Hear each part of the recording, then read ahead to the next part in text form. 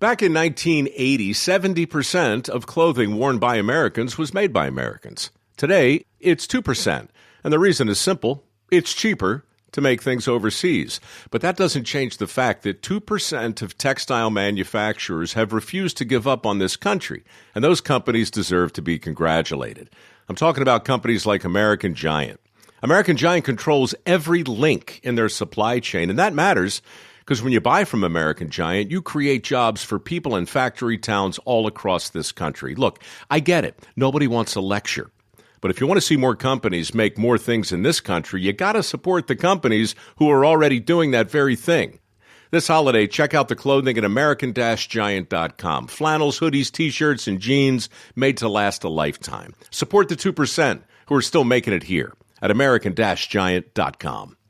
Good day, everyone. Good day, and welcome to another wonderful day. And I say wonderful because I'm in another country, blue skies and mid-30s, and I'm getting a tan because I'm looking quite blanched lately, quite whitish. Not good for my complexion. Alicia, she's with us today, and she's laughing to herself. And what are you talking about? You're black. What are you talking about? You need a tan. But trust me, I like to be black as can be. Now, let's get on with that nonsense. Alicia, welcome. We've got Alicia with us today, and she's neurodivergent herself, ADHD, and she's going to tell us everything else that she's doing. She's going to tell us what she's doing in her work situation, how she helps people, and we'll find out what her journey is with her neurodivergent. And she's absolutely wonderful and beautiful at the same time. If you're watching this podcast, you're lucky. If you're hearing it, you're lucky too. So in the meantime, welcome, Alicia. How are you? I'm well. Thank you so much for having me on here. I'm super excited for our conversation. Oh, look, it's our pleasure, without a doubt. Just give us a rundown of what are you doing at the moment work-wise, and then we'll take it with there and we'll go with the flow. Yeah, so I call myself an inner child coach. So I help people release their inner child wounds. We go down, I don't do it on a therapeutic clinical level. I do it on a spiritual level. So we get really deep into why people are repeating the same patterns that they're repeating.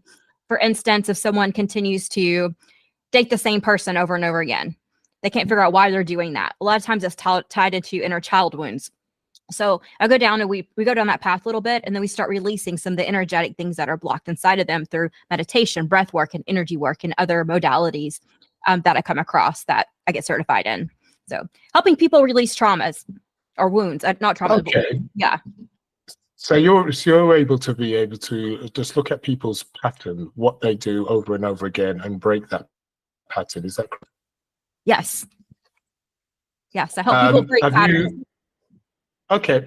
And is it a situation before you started going down this road trying to help people improve their lives? What is a situation that you found out that you could read people's patterns before this business working situation in your personal life, for instance? Did you have that gift? Yeah. So I've went down a huge, over a span of 10 years healing path myself. I kept having the same issues over and over and over again. I had traumas from being a single mom for 10 years. I've had, raised in a very strict religious background, a lot of beliefs that were passed that forced onto me.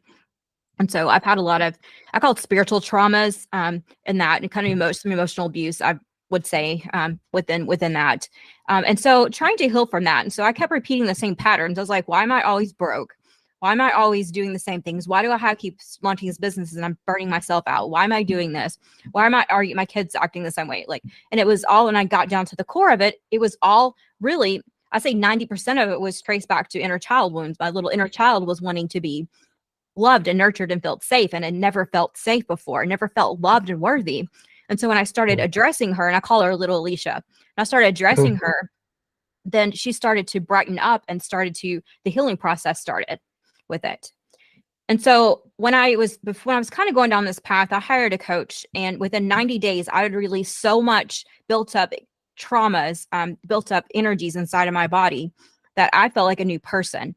I mean, I've been in therapy for 20 years, and I love therapy. I'm not saying there's anything wrong with that, but I took a different modality to it and started with it. And so that's how I got started with it. I started working with people who wanted to start businesses or wanted business owners, like, but they really didn't have, they needed mindset work and they needed that inner work. And so that's where I felt like my gift is to really start helping people with that portion of it. I do work with a lot of business owners, and we do some type of, we'll talk strategies a little bit. But a lot of times the strategies, it's all inside of them intuitively. They just can't get to it. When they start healing their inner child, they start to trust themselves and they intuitively know what to do. And when you look at the person and try to help them resolve an issue, do you find the same patterns going on to help them resolve the issue? Do you find that it's usually this, that, and that's usually the issue, or is it usually very custom to the person and you've got to analyze them and then work out exactly what their issue is? How does that go? Well, most issues are tied down to self-worth. They're tied to not feeling good enough. When we're working so hard, we're trying to prove, people please, we're trying to prove ourselves, to prove to other people that we can do things, which is what a lot of entrepreneurs go down and they get burnt out.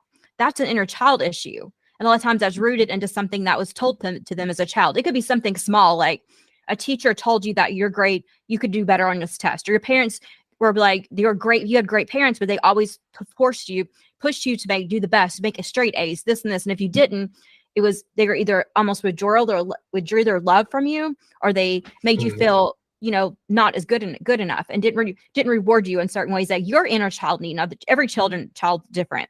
They need different things. But if your child's needs were not met that way, it can reflect, it starts to reflect into your adult patterns if you haven't healed that portion of you. And people say your inner child, I'm like, inner child's always with you. The thing is, you learn to reparent it and learn to give it the love that it needs. And so you can have a joyful, happy inner child, or you can have one that's wounded and needs some attention. And do you find that in some instances you get a bit of both? Or do we have a bit of both anyway, but one stronger than the other? How does that work out? It depends. I mean, I think it's a day-by-day process. So some things you may not even know that are stuck a trigger, something that triggers you. Somebody says something to you and you're like, I don't know why. Or this person that you're around some person, certain type of people drive me crazy. It's because I was told as a child they were not acting correctly, or I was told to be quiet and to be reserved and modest and stuff. And people that aren't like that used to drive me crazy. I was like, but I didn't know why, because I was subconsciously saying, you're not supposed to be that way. You're not supposed to be that way. So it could be little things that we deal with on a daily basis, but that doesn't mean your inner child is not happy and joyful. It just depends if there's a situation in your life that you want to change and you just don't know how to change it, then that a lot of times it comes down to just healing that inner child portion of you. It's like taking a 3-year-old. You can have a happy 3-year-old and then 2 minutes later pitches a tantrum, and then 2 minutes later is happy again. Think of it that way. Trust me, I've got a 2.5-year-old coming on to, I think, 16, I think she is. So, you saying that, I totally understand without a doubt. And she goes through her tantrums, and that's the way it's supposed to be honest. But the situation, let's have a look at your situation. The reason why you're very good at doing this is because you've actually lived through this. You've lived through your own issues and traumas and etc. Now, you found out that you was ADHD, but now you've got hindsight. Can you think way back, as far as you can, and that makes sense that, yes, I can understand the ADHD started from or accumulated round, and that could be way back in the days, when you're a toddler, or that could be in your teens. Yeah. Can you just take us back when you can think to yourself, aha moment, way back when things started, and we take it from there? Yeah. So I probably have had this most of my life, but when I was a child, I could entertain myself. So I wasn't, my middle brother used to laugh about him because our personalities kind of changed. He was the one who had to be constantly entertained, had to be, hyperactive child. And now he's a super calm adult. And I'm probably more the hyperactive adult than he is. So as a child, I see that, but I think a lot of my stuff probably started happening more as a teenager. It started more coming out, but a lot of it was to my fighting against the rules and regulations that I didn't want to participate in, and not having the freedom to be who I was and who I wanted to be. as a teenager. So that started it up. It really got into my adult years, trying to go to school with 2 kids. And like, I just never could feel like I could focus on things. I would start projects, I would start this, and then I would get scattered and want to start something else. And so that went out throughout multiple businesses. And I finally, it's funny because when I was living in Nashville, I had a couple of acquaintance friends then time sit me down and like, Alicia, you need to go get on medication because you cannot stay focused. And I was like, I'm fine. So another couple years later, I actually went and got diagnosed. I was put on Adderall, and I did not like the effects that it made me. It made me have high anxiety, even more than I had before.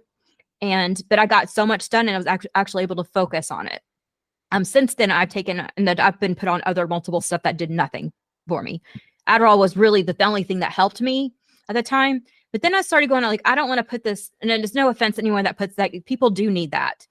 I was just able to start to come off of that. And so I got myself off of that by learning meditation. And so when I got into meditation, I was able to start calming my mind down and to really get focused on stuff and different tips and techniques. And I still have to check myself daily. I have to force myself to focus. And it's okay. No, I'm fine with it. It's part of who I am. No, you're totally right when you say, everybody's got a different way of doing things, and they've got to find their way of what works for them, right? And I believe, that we're going to the same destination in life, just different journeys. You just got to find out what journey works for you, what path works for you, right? Let's go back to your focusing situation now. For your friends to say, oh my God, you need to be taking something because your focus is just absolutely terrible. Now, give us an example of how terrible this Alicia was when it came to focus, that the friends thought, she needs to be taking medication. I was so scattered. I couldn't remember, like remembering to do stuff. I didn't have any systems, and I just felt like I was so stressed out. I was like this, the frizzy, the cat thing you see, that was me. And I was just so high-strung and stressed out all the time. But it was because I couldn't focus in on one thing. I couldn't focus in on one thing in my business. I couldn't focus in on one thing with relationship, like I was struggling. Like I literally could not focus on stuff. And I didn't understand that I could actually train my brain to start focusing more. I just use this as an excuse. Well, I'm just out scattered in ADHD, whatever. And that was an excuse for me for so long until I started taking accountability for it. And that's really when it started to change for me. I'm really glad. And that is, acceptance is always a powerful thing, no matter what it is in life. It's accepting that, taking it on board. Because if you don't accept it, you'll always blame someone else. And if you're blaming someone else, you can't do anything about it, right? Because it's always somebody else's fault. Right. So by accepting, which is what you did, well, as it's my issue or my fault or whatever the situation is, you're saying my can sort it out. Yeah. So it's a very powerful thing, accepting. It's very hard to do so, because when so much is going on wrong within your life, you don't want to admit to your failures. So, and I get that. But the power was obviously with you accepting that the issue was with you. So when you got to that stage of accepting, how did you come about finding a solution, particularly for you? How many things did you try, if you tried many things? And what did you actually, I know you spoke about not medication, but also meditation, I should say. I know you spoke about meditation, but how did you come to that? So obviously, I'm sure you tried different things. And why did you stick with certain things to find your focus? That's funny. So I was actually at a party, a gathering, some type of event. And I had a friend of mine walked up to me and he said, "You're ADHD, aren't you?" He's like, "And you're on Adderall, right?" He knew immediately. I was like, and I wasn't like, I took the exact amount I was supposed to take every single day. It was not wasn't anything like I was overtaking. I said, "Yeah, how do you know?" He's like, "Cause that's me." He's like, "I want to introduce you to BioBeats." So he told me on this YouTube channel what to start listening to while I worked. He's like, "I quit taking everything and I've been doing listening to BioBeats, which is I'm just calling them BioBeats. And it's like, it takes your brain waves and it calms your brain waves down to where you can focus. And so I started with that. And this was years before I like even got into meditation. And so I started doing some of that and did not like the effects, like the anxiety and this that was getting from the medication. So I had a doctor switch my other to some different medication that was not the same, didn't have the same effect as Adderall. Doesn't make you just focus. It's basically like taking, I feel like speed and you're just focusing, which is what I needed at that time to get what I needed done. And it worked great for that time, but the side effects were not worth it to me. So he put me, I can't remember the other medication, and it basically works around your brain or something, did nothing but make me extremely tired. And so it did the opposite effect. Like he's like, it might do this for you. And so I quit taking that. I was like, there's got to be a different solution for this, because I can't continue to be scattered and focused all the time, but I don't want to take this medication unless I absolutely have to. And I thought at the time, I didn't. So I ended up getting into real estate, and through that portion, it was still scattered focus. I couldn't keep my coach's attention.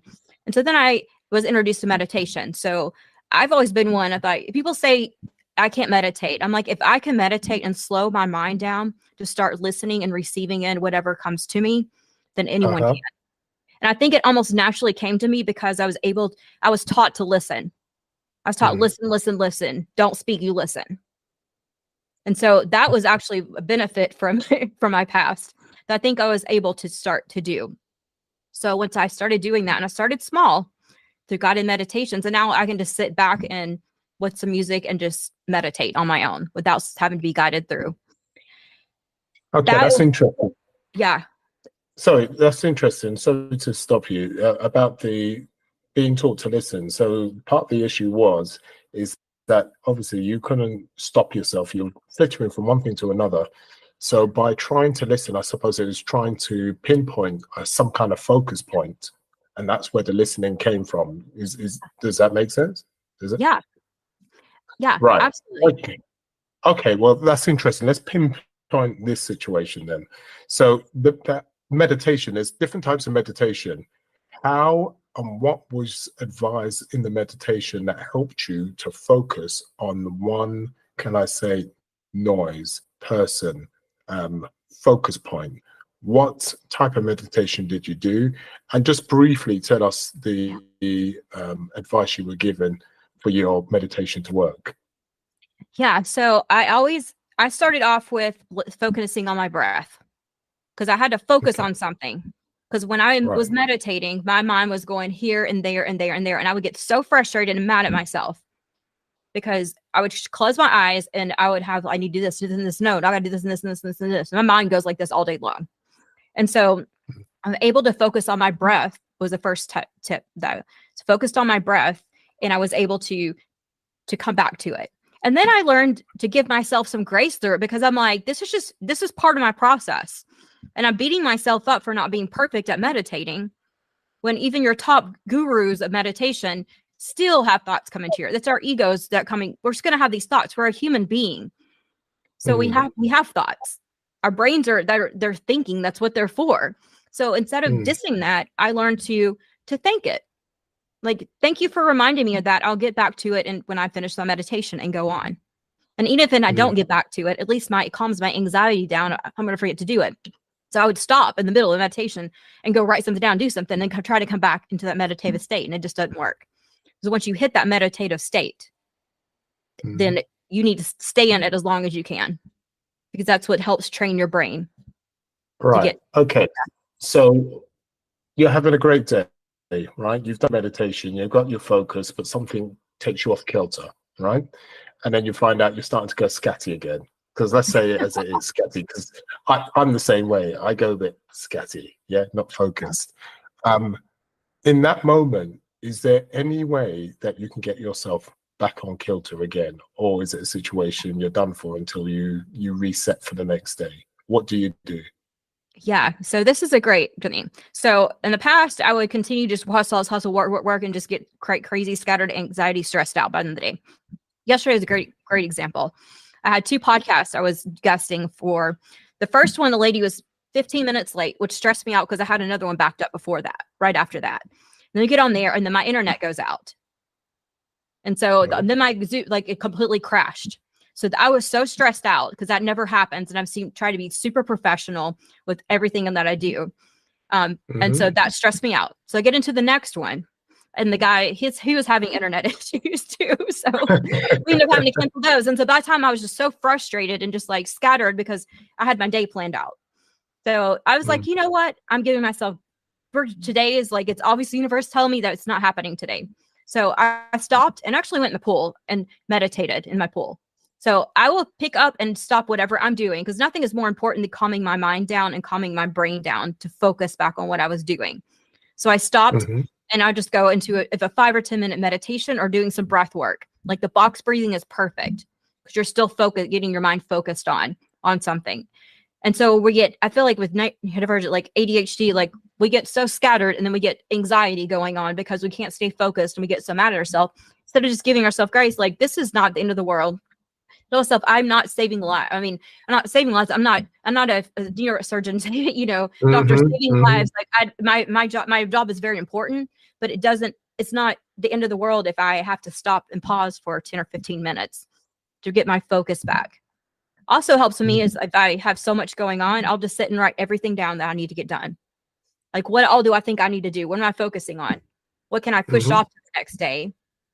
Not out of procrastination because it doesn't really matter. And what can I take? There's half the stuff I can probably take off my list that I don't have to do, or somebody else can do it. And that's been very helpful for me.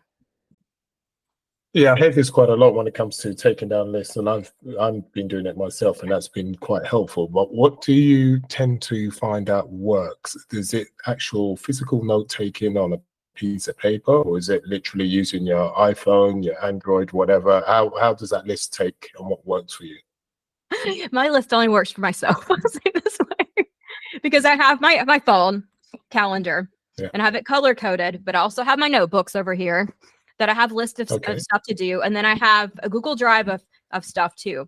But I know, and I note things. So I have 4 different things going on, which is probably, but it works for me because I know. Where's the focus, Alicia? Where's the focus? The focus? I know where everything is. Okay. So the focus is getting it off of my brain.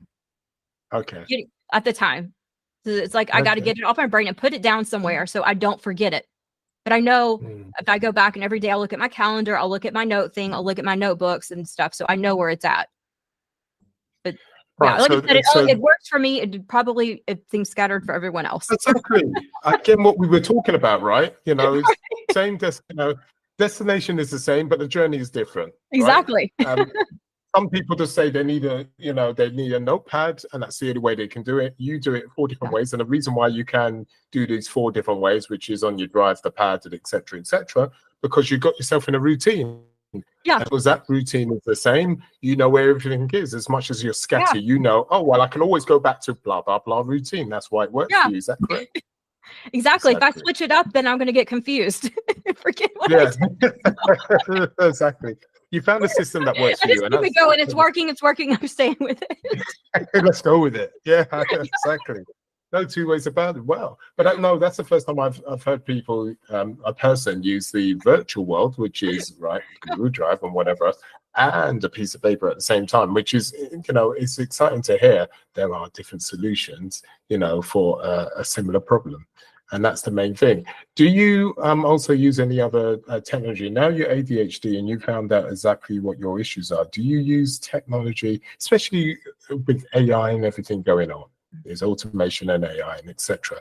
Do you use technology to help with the scatterness that you have with the ADHD or any other issues? Do you use technology to alleviate that at all? So I use technology more to add addition to whatever I'm doing. So I'm a very part of my personality is I'm a very creative person. So I can create these ideas, but in order to implement them, sometimes I do need to use AI to finish the project off, which has been very helpful.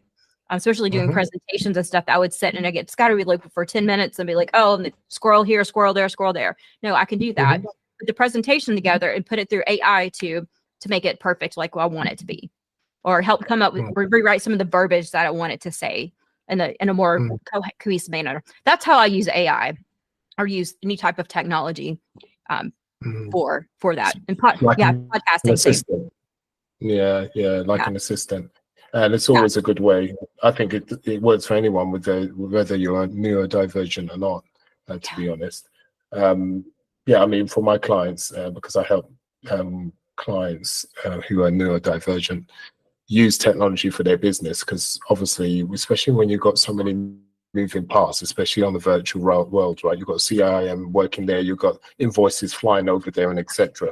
And so there's ways to bring the whole technology and let the technology look after itself. So this is why I ask sometimes, because as much as we are gifted in certain ways, neurodivergent, because we're well known for being good leaders. And the reason why we're known for being good leaders is because we have to do it our way. And so we get our focus and we know what needs to be done, and we take charge in that way. And we've had to, you've had to do things alone. And so that's one of the reasons why we're good leaders. But at the same time, technology could be used to help us, which is really good. Now, what I'm interested in also, single mum. You going through all of this, it was really, really difficult. Your focus was all over the place. I'd say that, the focus issue went on for many, many, many years before you got a certain, plus you was a single mom and etc. That must have been really, really difficult when you're trying to run businesses, trying to be a single mother and all those other things, and not knowing how to control a chaotic situation you were feeling at the time. How was it really so difficult? Just give it for instance, when you was a single mother, how the ADHD added to the difficulties of being a single mother and how you overcame them. Yeah, so I felt like I was on a rat, literally the hamster wheel the whole time. And so in the middle of, had businesses, I worked full-time jobs too in sales, which is pretty much you make your own salary, which is almost like running a business too. And it's a little different way. So I was completely having to pick up the kids. I had very little help from my children, their father on things. And so I'd have to take care of the kids, drop them off, do this, go to extracurricular activities, go to work. They would come to work with me sometimes because I didn't have a babysitter at the time, and they couldn't stay. They weren't old enough to stay home. My parents lived 2 hours away from where I lived. I didn't have a whole lot of support system there to watch the kids. I had a support system for other areas with them. So doing that, it was crazy. I mean, and I still am. My nervous system was so shot that I'm still calming it down from those years of being a single mom, struggling financially because I didn't know I'd start a business and then I'd get distracted, and then I would get this self-worth thing going on. Be like, oh, well, I don't know what I'm doing. And so then I'd end up losing when, you have enough to make rent or whatever. And so then I'd have to go and move in with my parents. I did once or twice with them, had to move in with them. And so it was just the rat race. So if I'd have known, I think if I had known that I needed to start healing my inner child still screaming out, if I'd have known anything about that, but anyways, and realized the fact that the ADHD was there, and I started to train and start healing that. I started healing it. I think it would have been a lot different, but that wasn't my path. I needed to learn those lessons. I needed to go through that the way that I did to get to where I am now. And so the biggest thing was, and single moms have such a hard thing. Even if they have a partner that helps out with them, it's still a tough thing because everything really still lies on you. Yeah. It's really tough. And my heart goes out to single moms. I've been there, and they're some of the strongest people you'll ever meet. Yeah, no, totally. And could you just think about the time when it was really the most difficult time at the stage, being a single mom and all those other situations at the same time. When was the lowest point in your life and how you got out of that hole? The lowest point. Yeah. So I'm just recently, the past couple of years, started sharing this. I was actually with my husband, but we weren't married at the time. I would say 6 years ago, I hit such a low, and had an event company, and I was on the rat race with that too, working 80 hours a week, not taking care of myself. My daughter was a teenager growing up, just clashing. All of us were clashing together. And I hit a point to where I was like, I didn't want to live anymore. Like I was done. And so I sat on the floor and I literally went to God and I said, you know what? Either take me now or show me how to get out of this. And I was done. I literally was, and I until it's like planning what I wanted to do to end my life because I couldn't do it anymore. And my life started changing after that. It wasn't easy. Then I started seeing, it was funny how like I asked for something out that just gave me like the little things started giving me hope. Started giving me like, oh, well, maybe one more day. Like today wasn't that bad. Today was really good. Maybe tomorrow will be that good too. So it's like I just kept going and kept pushing through. And I felt like divine presence just showed up and really guided me through that. Yeah. That was the lowest point of my life.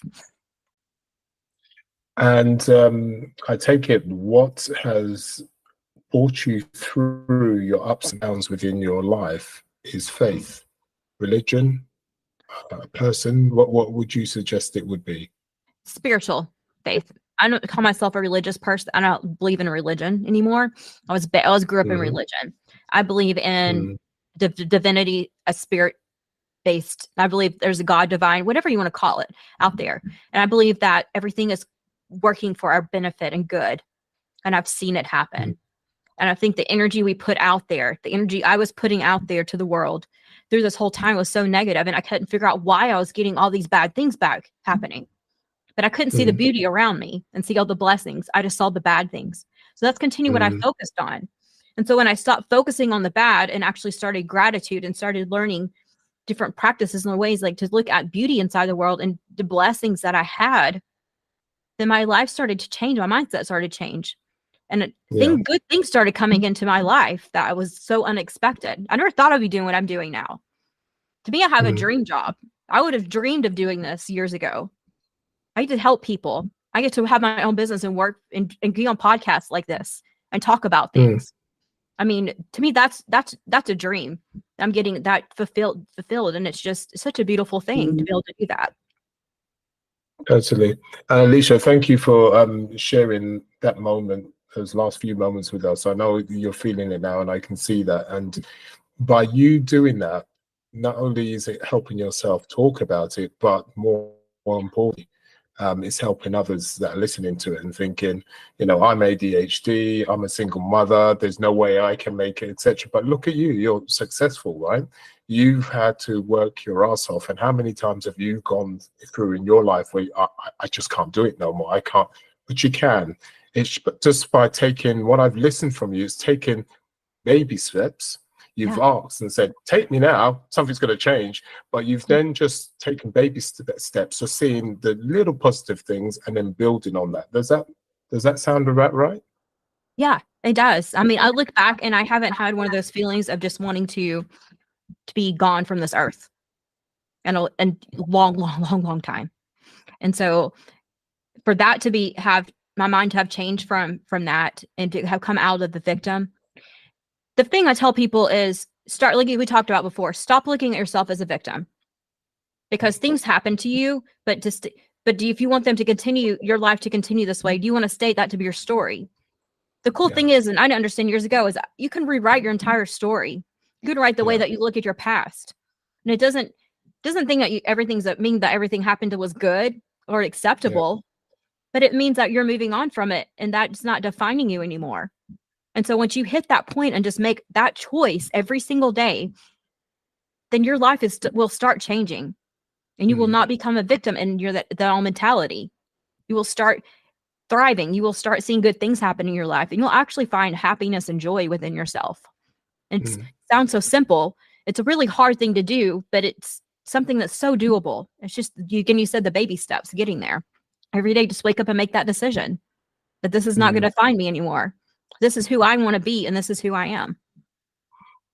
Yeah, no, I hear you and I feel you. It's harder said than done, but we've all got to start somewhere. And there's many ways that we can conquer our fears.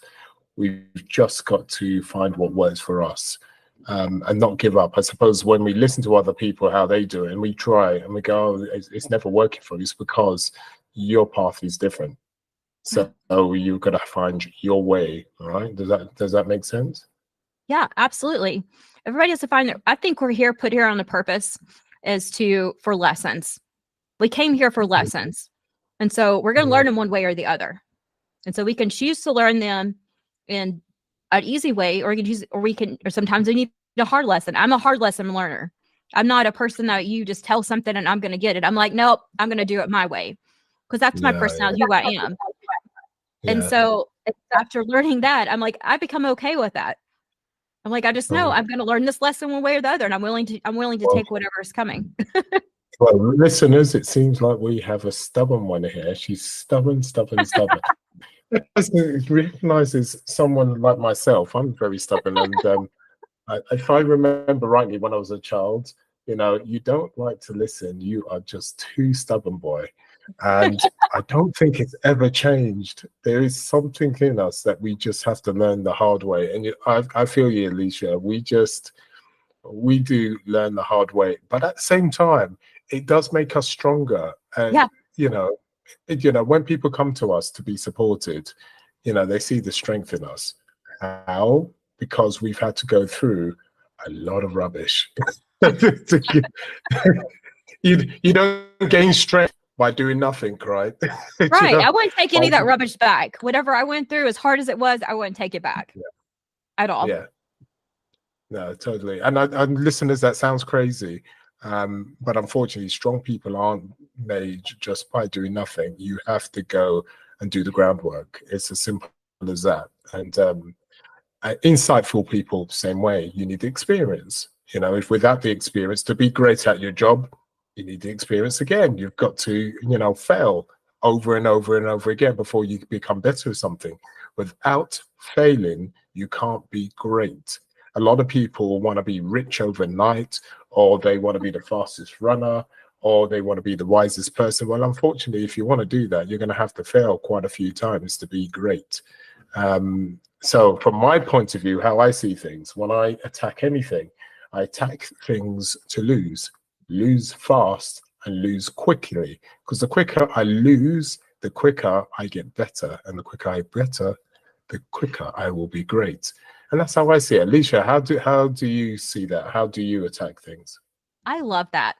I attack things as I'm not going to lose. I'm going to learn. So if I don't get what I wanted, I still gained something. I've gained a lesson. Yeah. I've gained it closer to being where I want to be. So people look at, loss, and they look at, being not getting where, failure.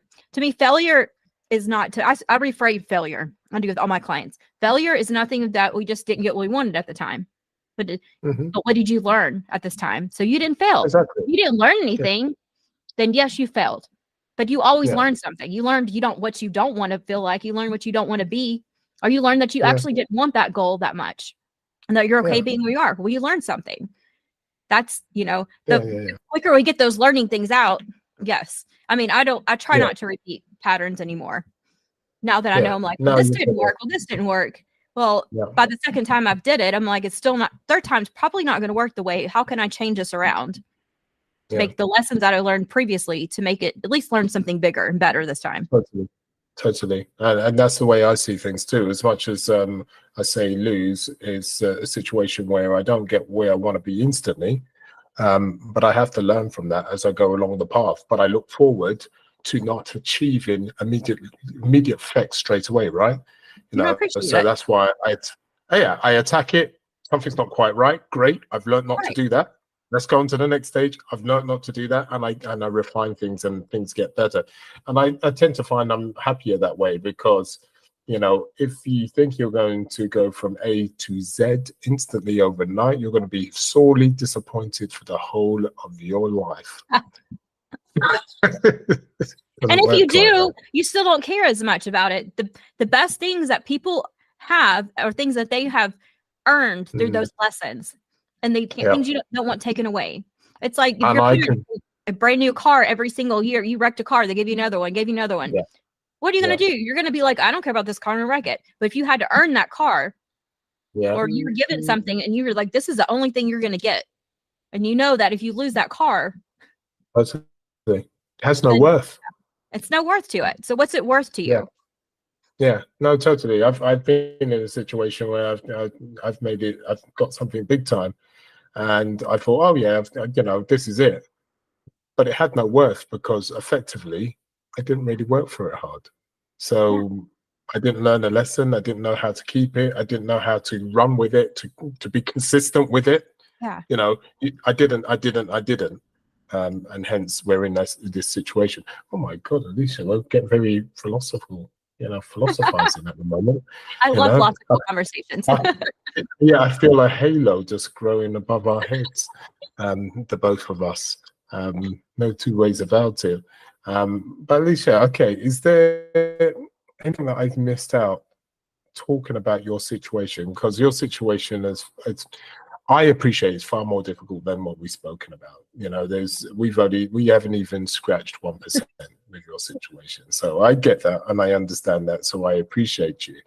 But is there anything you would like to share with everybody that is struggling with their life from a neurodivergent, autistic, ADHD, and they're in the down in the dumps and there's no way they can get better because the book says when you have autism, your life is this, So have you got anything to share with us that can help people just be able to look up and see some light?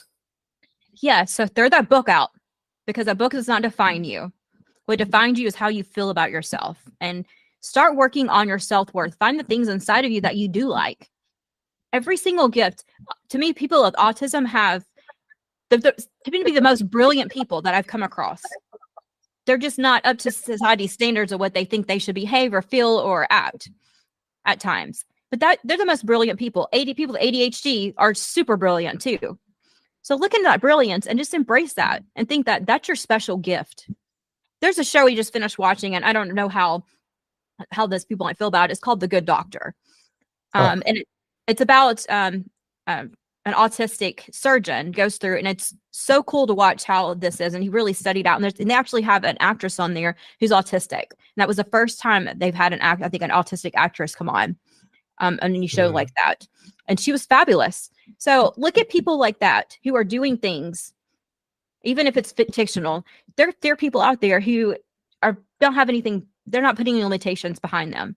And just know, because somebody said something about you or made fun of you or whatever reason why you're feeling this way or you're scattered and you're not living up to expectations of people, does not mean that's who you are. That's just their limitations they've placed on their self. And so looking at people who criticize people, people that are in love, they don't criticize people. They don't. And so if you have anyone criticizing, telling you how you need to run your life, how you need to do things, throw it out. And start intuitively looking into yourself and just go with it. And love your what people call flaws, because they're not flaws in you. They're what make you a beautiful person. That's all I can tell people. I mean, it's just the self-worth is there. And it makes me so sad to see people that don't feel that self-worth, because I understand that. Well, no, I totally hear you. Yeah, no, that's well said. Now, regarding your business, obviously you help people reframe their life, their inner child is what you're talking about. Obviously, what you've just said just now is something similar you would do and say to a person to help them. Yeah. How would you start the process when you're actually, first of all, I'm quite curious, what type of people come through the door actually? Remember, I told you from the beginning, I'm just having a conversation with you. I don't have a list of questions or whatever. I'm just very curious. So something that's going ting in my head. Yeah. What type of people actually come? What I mean by that, is it business, personal, corporate? What type of people come to you? So I work with a variety of people. And variety of people, I say a lot of them have gone down. And most of the people that come to me are women. I would love to work with men. I think that's such needed. But most of the people who are attracted to me happen to be female, the female identifying. So they are business owners, but they're also have a lot of the same struggles that I've gone through. And it's really, really, it's awesome to see. Not awesome. I mean, to see the changes that come in them. Because I'm like, oh my gosh, I don't know how we're going to work through this. 90% of people have had the same struggles as I've had, or of similar struggles. I work with people who are business owners. We work through some business stuff, but really we start focusing back on personal stuff, because when your business is not running correctly, it's because it's typically something personal that's going on in your life. And personal, I mean, it has to do with your self-value of stuff, your attention span of stuff, has to do with something inner turmoil. Because when you look at ourselves, we're our mind, body, and spirit together. When our mind is not out together, we're not healthy mindset wise. Our bodies are going to start to go out, and then our spirit comes out. Same thing. If we don't have any type of spiritual, by spiritual, I don't mean you have to have like a religion or God based. It could be inside yourself, just approving and loving yourself. Our bodies are out. If you're not taking care of your body, your mind's not going to run right, and you're not going to have the spirit inside yourself. So everything goes out. That goes within your business too. And so when we start addressing things personally, your businesses start to thrive a lot better, more. That's why I got. Yeah. No, that sounds cool. So you start with the core of the person before the outward, because the business is really something that belongs in the virtual world. What really matters is, is dealing with yourself, you before anything else. And I suppose you do it from the point of view, even before your family, even before your kids, because without you being centered, you can't center anything else. Is that? Yes. So I always use the glass example. It's popular. Okay. You have a glass here, and if you're pouring water into this glass, it's going to eventually overflow. But if you have a glass here, everybody keeps sipping out of it, and you're not pouring water into it, you're going to be empty. And so if you don't have anything to give, that's why people burn out, and they're just like, they have nothing else to give anymore. You see people leaving, people doing things, do crazy things, because they don't have anything to give anymore, because they've not been taking care of themselves. And so as a society, we've been taught, no, you take care of everybody else first, especially women. Women are the heart, like they get this all day long. Like, you take care of your family first. This comes, your boss first, your business comes, your employees come first, your husband comes first. If you can't take care of yourself, you can't take care of all that. It's going to dry up eventually. Yeah. And so the hardest part of people is not feeling the guilt to taking care of themselves. What they won't realize is what they're doing is they're helping other people. When we're bringing ourselves into a light state, the light starts to radiate. But if we're bringing ourselves into a dark state, that's going to radiate out. That's why the saying, when mom's not happy, nobody's happy. That's so true. So we should take care of the mom or whoever is, providing. It's okay to take care of yourself. It's okay. It's actually good. Go take care of yourself. Take those time, date yourself. Say no. Set those boundaries. Boundaries are the hardest. I think my client said the hardest thing that they have to do is setting boundaries without the guilt that comes along with it. Yeah, and I suppose for women that you deal with, it's even harder for them, because society says, as a mother, everything is for your kids, everything is for your husband, everything.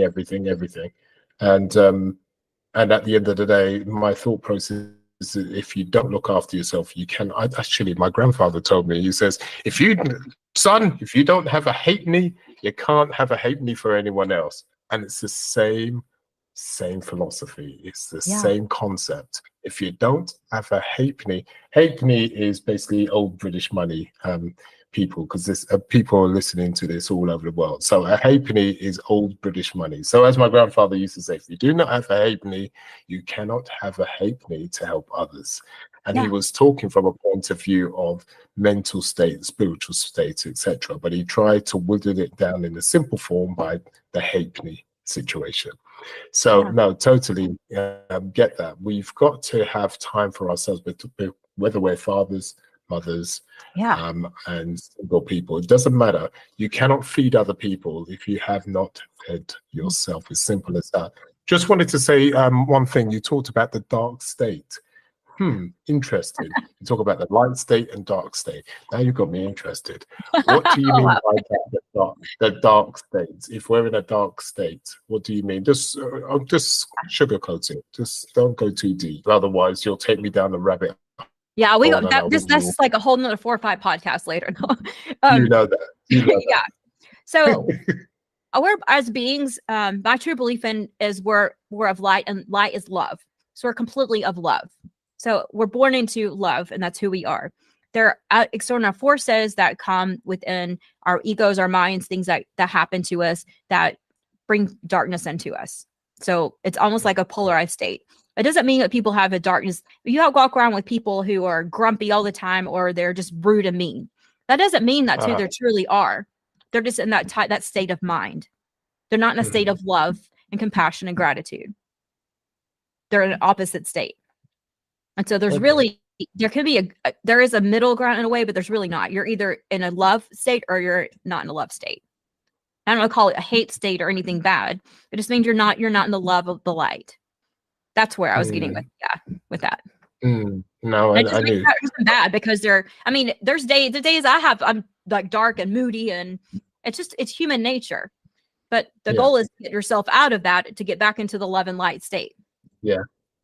And it can be quite difficult sometimes, as we already know. And listeners, this can be a heavy duty subject, and it's a subject I like talking about, but I refuse to go down that rabbit hole. Otherwise we'll be here for a few hours because it is a big subject matter. And who knows, I may rope in Alicia to do a dark state podcast. Who knows? We just have to wait and see what happens. Just prepare me. Exactly. At least you'd be warned at the time. So it's just one of those things. But no, I can see that in the your business and how you help people. You help them heal themselves, and yes, it helps their business, but at the same time, it's helping them, their families, the people around them, because they're more central. So what you do is actually hugely important. You're not just helping them, with just their business side of things, but their whole ecosystem. Yeah. Makes sense. Yeah. So what's the point of having a business if you can't enjoy life? That's where I get at times, and I have to stop myself because I'm like, why? I'm not enjoying life right now. What's the point of it? What's the point of you living if you're not going to enjoy life? What's the point of doing all the things you're doing if there's no enjoyment in your life? And so that's getting people to that enjoyment. They can have all the great stuff and have a great business, but they need to enjoy life too. Yeah, no, you're totally right. Unfortunately, I'm going to have to put a line in the sand. I have a little one waiting for me, and she's eager to get out in that sun. I would love to speak further on. And see, I'm honest, Alicia, most people would say something else. I told you this is a conversation I'm having with a friend, right? Get that little one out.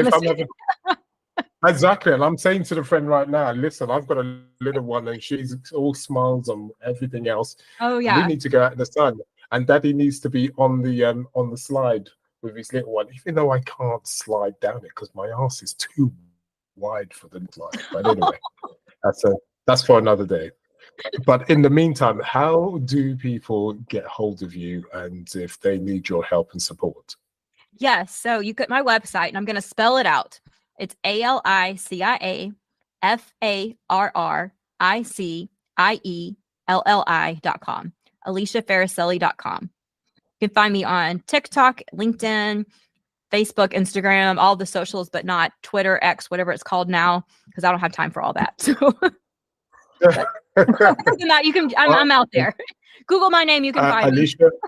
Alicia, there is a way that you can be out there all over the place. You can automate that, but we can speak another time if you want to have a chat with that, because you can do one thing one place and it can go boom all over the place. But anyway, I digress. But how? Now, Alicia, because how did you get your name with a .com? That is difficult to get nowadays. Because I have Alicia Farricielli. I've actually Googled my name. There is no other Alicia Farricielli that shows up. You lucky person. I use, and his last name is so long, I'm like, but I'm rolling with it because it's what I intuitively knew to do. So yes, I was able to. Okay, well, look, listeners, all the information is going to be down below. I'll have everything to all our contact details. And please, if you need someone that can help you, that needs to help you, needs to help you focus within your business. Remember, not only will she help you focus within your business, but she'll also help you focus within your whole life. And that's family life. Everything is affected, as we've already discussed here. So she's the lady for you do not forget, look down below and start clicking away and having that conversation with her. In the meantime, we will have another wonderful podcast in another wonderful day. We may get Alicia back on talking about the dark side, but only time will tell. Alicia, thank you so much for coming on. We really appreciate you. I appreciate this. Thanks for having me on here. No problems. It's our pleasure. In the meantime, sayonara, everyone.